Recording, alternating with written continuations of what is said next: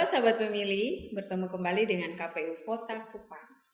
Norma dan stigma dalam masyarakat mengarahkan kita bahwa pemimpin itu harus laki-laki, sehingga timbul keraguan dan ketidakpercayaan diri dari perempuan untuk maju. Dipatahkan semangat oleh keadaan. Apakah perempuan tidak dapat berkarya dalam pemilu meskipun telah ada kesetaraan gender? Simak bincang KPU Kota dengan akademisi berikut ini.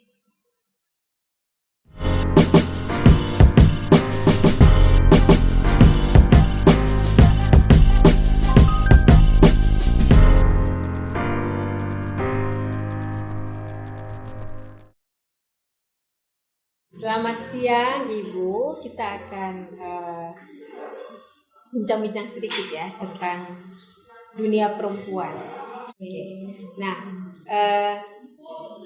ada keterwakilan 30% perempuan, khususnya dalam dunia politik, yang memang secara aturan itu dibuat.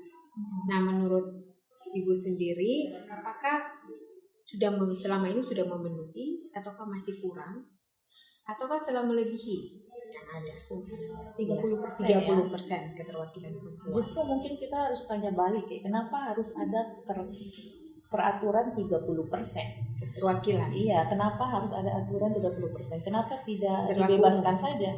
Ya kan, karena kan sekarang juga sudah digaung-gaungkan baik di dalam negeri maupun di luar negeri terkait gender equality.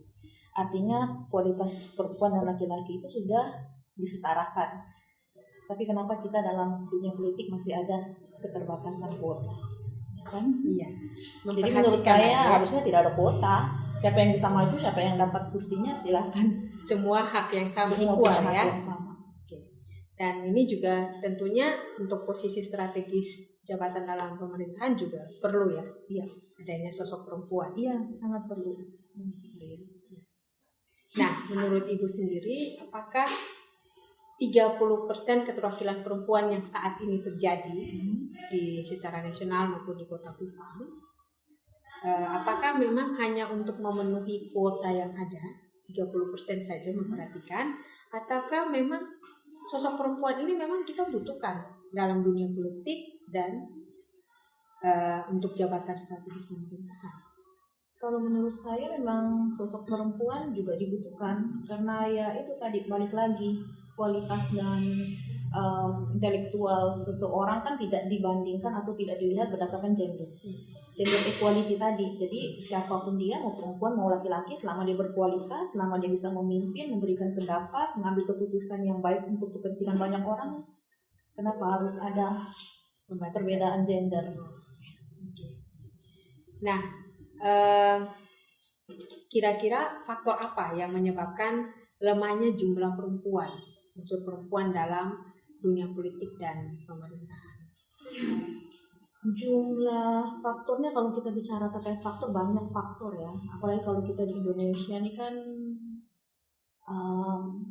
begitu banyak kebudayaan, begitu banyak aturan, norma, dan juga stigma-stigma yang sudah tertanam di masyarakat. Salah satunya bahwa yang harus menjadi pemimpin itu adalah laki-laki, suara yang harus didengarkan adalah laki-laki, kalimat yang dikeluarkan laki-laki itu selalu yang benar dibandingkan apa yang disampaikan oleh perempuan. Banyak masih yang berpendapat seperti itu. Dan juga ya karena sosok laki-laki dianggap adalah sosok pemimpin, padahal sebenarnya perempuan juga bisa menjadi pemimpin. Jadi banyak faktor.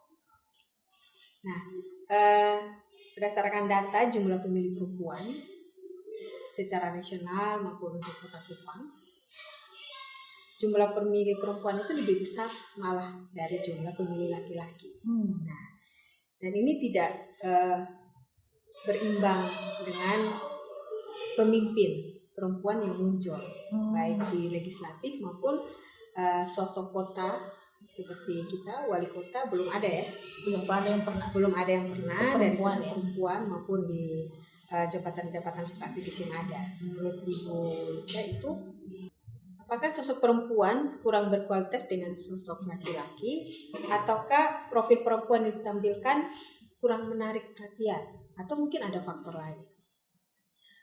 Kalau ya balik lagi tadi ya, budaya kayaknya ya. Jadi karena mungkin selama ini yang sering menjadi seorang pemimpin lebih banyak sosok laki-laki ya.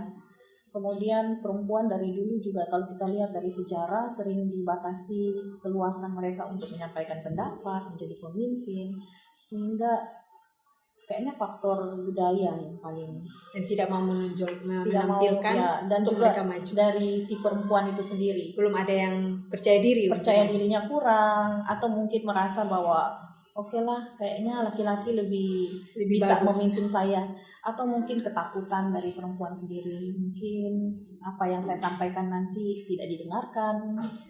Karena ada juga faktor sering menganggap remeh perempuan itu Iya. yang masih berlaku sampai saat ini Ya, ya. stigma seperti itu Iya. masih sampai sekarang masih tetap ada. Iya. Ibu, pemilu 2024 sebentar lagi. Selama ini apakah ibu selalu menggunakan hak pilih ibu sebagai seorang wanita? Ya, selalu Selalu pergi coblos di coblos. TPS? Kenapa ibu selalu pergi ke TPS dan tidak golput?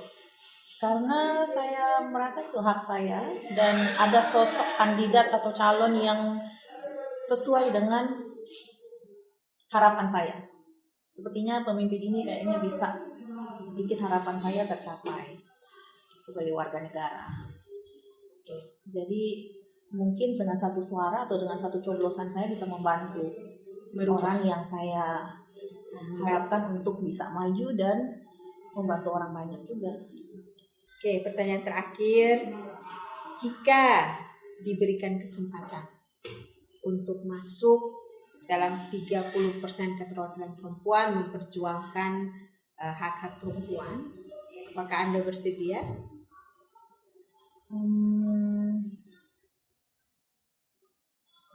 Kalau saya ada kesempatan, sepertinya saya bersedia. Bersedia. Kalau diberikan kesempatan ya? Ya.